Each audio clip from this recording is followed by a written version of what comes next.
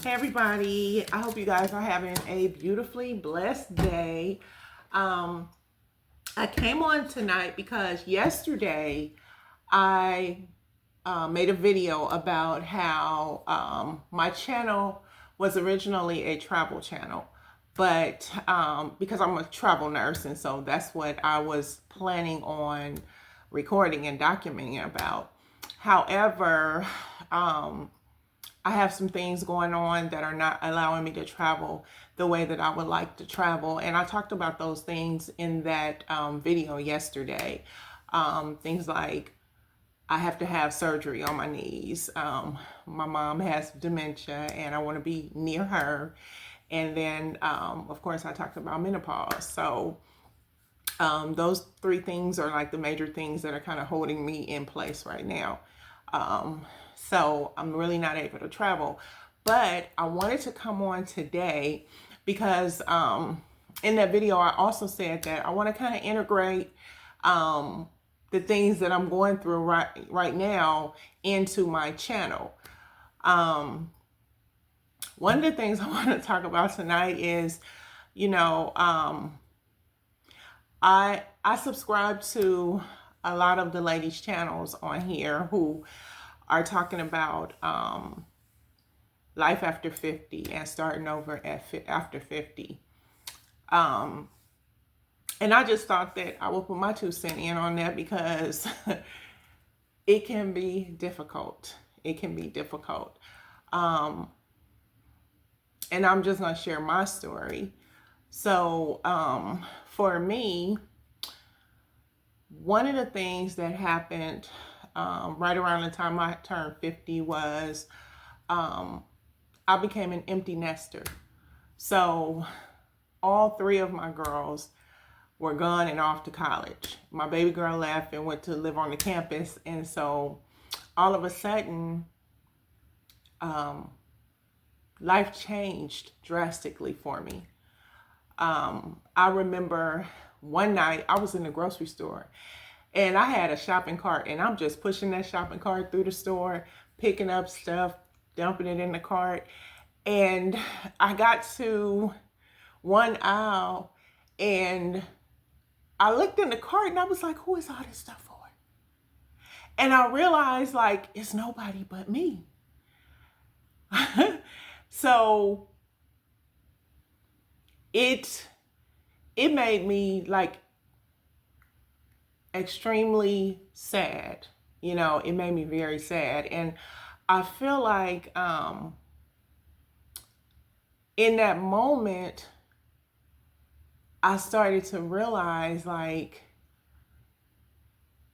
I don't have anybody to really worry about taking care of but myself. And so although that might sound wonderful and great and grand to some people, but sometimes as a woman, as a mother, that's it can be very difficult. It's a transition for most of us who have been mothers for, I've been a mom for 31 years now. For 31 years. And so at that time it was like, it's been like 2 years now. So it was difficult. You know, you have to readjust everything because it's even simple things like you have to get used to, you might call them and they may not answer the phone. Well, you're used to saying, hey, when I call you, answer the phone. But once they go to college and have start their own schedules and their own lives, they might not be able to answer every call. You're used to knowing where they are, what they're doing, how they're doing it, and everything. So it's difficult to make that transition sometimes. So yeah, the empty nest syndrome was the beginning of me transitioning into who I had to become after 50. You know, my life, that was a big change for me. One of the other things that I experienced was a a relationship that I had been in for a long time ended. And, you know, when you get to a certain age as a woman, when you're in a relationship, you usually are thinking, okay, well, for me, I'm going to tell my story, what I was thinking. For me, I'm thinking, okay, my kids are going to be gone to college, and I can begin to completely share my life with this person and spend more time with them, and we can bond more, you know. It didn't work out that way. And so that felt like another loss for me, another hit for me. So I didn't mention with the empty nest syndrome, I did start to feel depressed.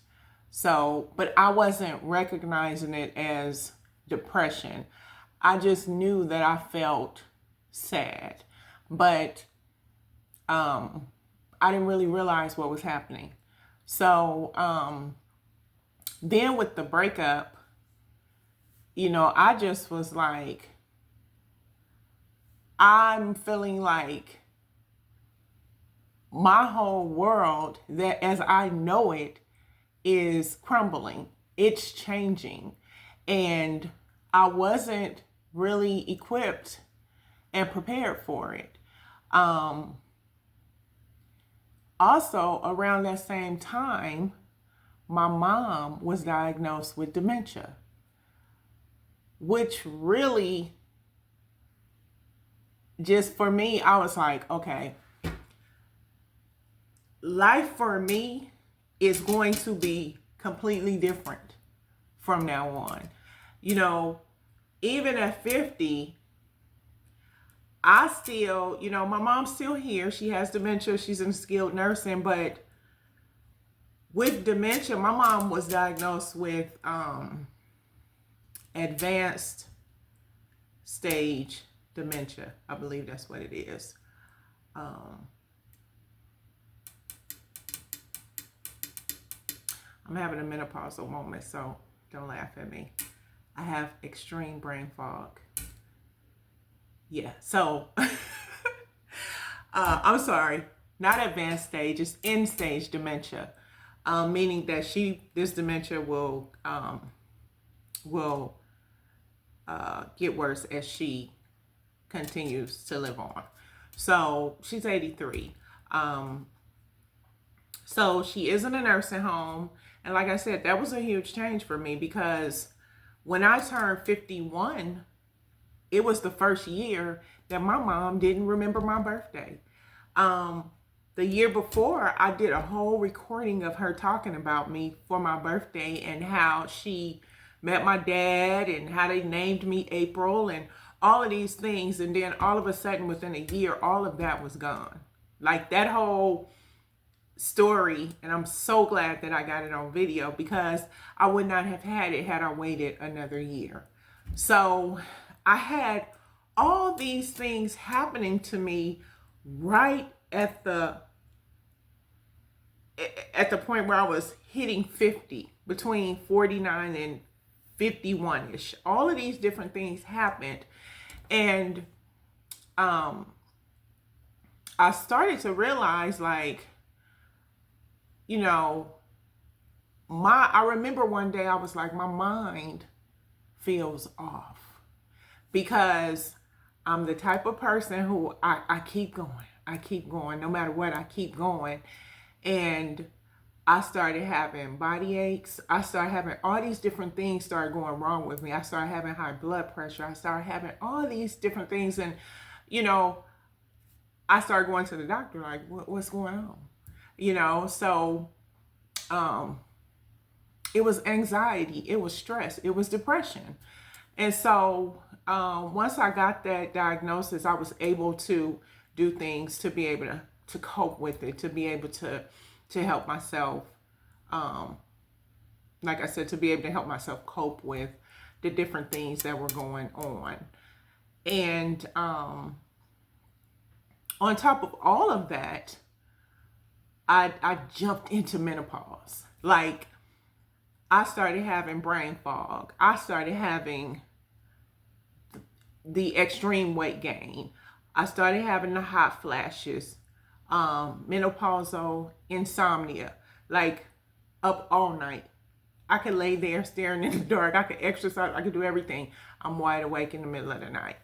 And so, not to mention, I forgot the hot flashes. So, and you know, all of that hit me at the same time.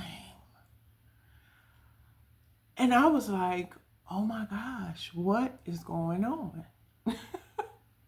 So, you know, life after 50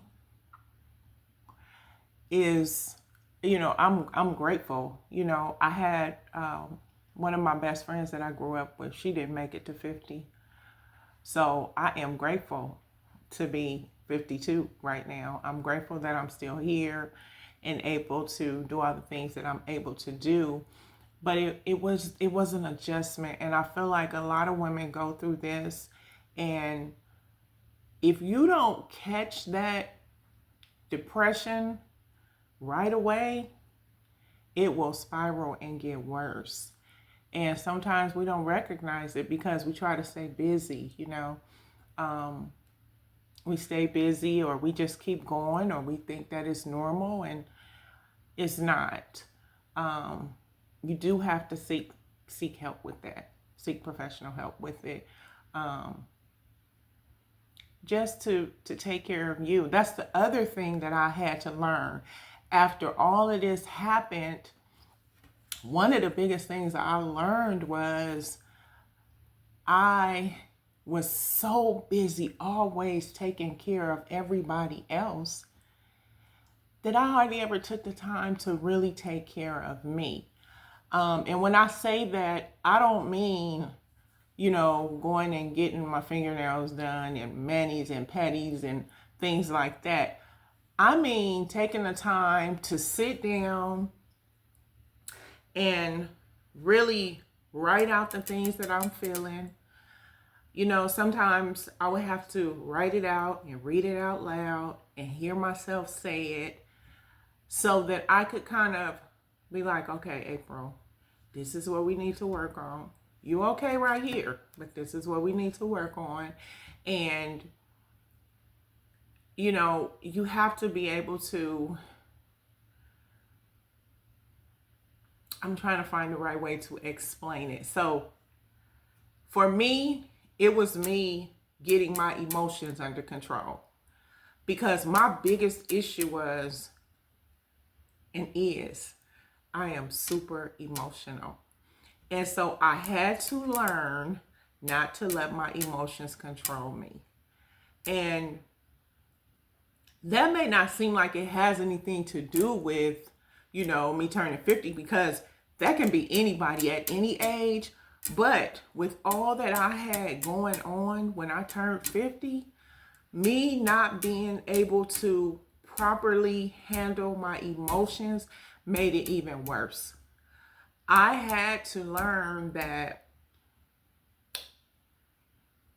you can't help how you feel, but you can control how you react to how you feel. Because before, I used to feel all these emotions and act on them and say, well, I couldn't help it. I'm going through this and I'm going through that and I couldn't help it. You know, because menopause is a monster like that, and it'll add to that and make it even worse. So I learned, you know, and I'm still learning and I'm still healing and I'm still trying to be the best person I can be and handle things the best way that I know how. And when I come across something that I don't know how to handle, it's okay to ask for help. I had to learn that. I don't now, but I had a big problem asking for help. And that's what I love about what I'm seeing here on YouTube, is that I see a lot of ladies coming on talking about some of the things that I've just talked about. And the most important thing for me is well, was and still is, knowing that I'm not the only person feeling this way. Because, excuse me, ladies, when you go to the doctor, when you first start having those menopause symptoms, 90% of the time, they are going to offer you psych medications. And I say 90% of the time because that's a statistic that I looked up. The second doctor I went to, we looked it up together. And I think it was 90 point something percent of doctors will prescribe you a psych med for menopause. Now, I'm not saying those psych meds won't help you, because if you're having high anxiety or, different symptoms, maybe those psych meds will help you and maybe they are for you. But for me, the original doctor, he just was like, and that was another thing, I had to find a female doctor. That's no shade to the man, but it is what it is. I had to find me a female doctor because I felt like the male doctor he didn't understand. I went to 2 different male doctors and I was just like sitting in there boiling, about to blow up on them. So the female doctor that I went to, she immediately suggested the therapy immediately. Before she even suggested psych meds or anything, she did the thorough exam and she suggested, hey, I'm gonna get you in with this person so that you can learn coping skills, which is what I needed. Because when the first doctor offered me the psych meds, he actually wrote out the prescription and almost pretty much forced me to take it. And because he was like, well, if you want to feel better, you'll take the meds, and you need the meds because all of this stuff that's going on with you, if you just relax your mind, you'll feel better. Well, relaxing my mind did not stop me from having hot flashes. Relaxing my mind did not stop me from having brain fog. And relaxing my mind, believe it or not, did not help me sleep at night. Me speaking to a therapist who sent me to a nutritionalist who started teaching me about what I needed to eat. See, when you're going through menopause, you have to be careful what you're putting into your body because they affect you. So I had to learn what I should and shouldn't eat. I had to learn how I need to exercise. You need to do certain exercises for your body when you're going through menopause. Those are all things that I learned that I didn't know, And then not only that, I also was able to kind of sort out the depression I was feeling, as far as like feeling like, I really didn't have, I felt like when you become an empty nester, sometimes you'll feel like you're not useful as you used to be. Your kids don't need you like they used to need you. But in talking and sitting in the groups, talking with other women, you learn like, no, baby. The first thing this one lady said, no, baby, you got 3 girls. They're going to start having babies. You mama, they going to be calling you. She was like, enjoy this time. Because when they start having babies, they're going to be calling you all the time. Which I hadn't even thought about.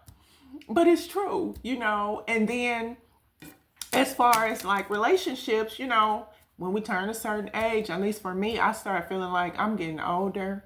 Like physically, I've gained weight, and it was just a lot of things that I was seeing as negatives as far as you get older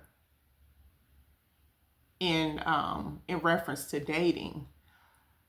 But then, through the therapy and in certain groups of women, I started to understand that, for every negative, there's a positive. Like, no, baby, you're getting wiser. You got wisdom that you didn't have when you went into that relationship or that you didn't have coming out of that relationship. Wisdom. Now some things that you did before that you would never do again that you will correct in your next relationship. You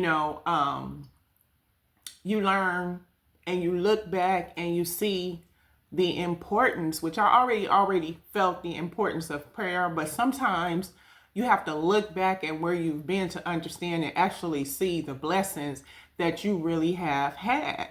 And so, I started looking at all the positive things of being an older, more mature woman, becoming an older, more mature woman. Um, and so, you know, this is my story for turning 50, um, and life after 50. Um, it's still, um, dating is difficult because I think that once we get a certain age, we kind of get set in our ways, and men do what they do. But one of the things that I feel about dating is that I don't want to become that woman that gets comfortable by herself, because it's a lot of women as we get older, we just are like, we just kind of get the idea like, I'm good. I don't want nobody coming over here telling me what to do and how to do stuff and changing up my routine and all this and all that. But I want somebody to come change up my routine. I do. I want to share my life with somebody. But I hear so many women say, I don't have time for the BS that comes with dating. Um, and I don't want to be like that. So I try to stay positive. But, most of us know the dating pool is contaminated, unfortunately. And so for me, I just pray, and my prayer is that God fixes what he needs to fix in me, and that he allows me to continue to grow and become the woman I need to be, so that when the man he made for me comes along, he'll recognize me. And that was hard for me to do because, I had one person in mind that I thought that was who I would be with. And it took me a while to like really be like, okay, life is different. This is going to change. This is not what, life is not always what you plan, you know. At the end of the day, it's not about my plan. It's about God's plan. And so it's about being patient, and it's about being obedient. And so,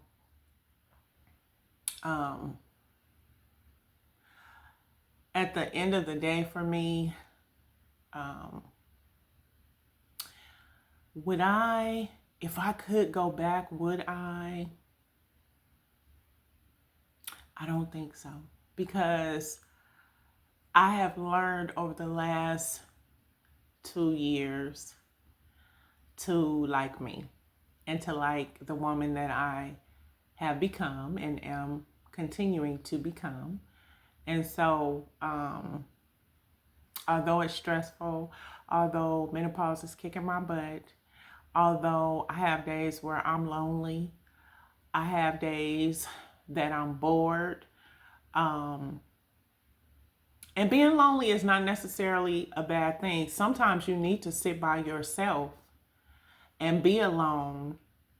And I realize alone and lonely are different, but sometimes you have to sit by yourself and be alone and feel that lonely feeling so that you can learn to appreciate your own company. And I do. I appreciate my own company.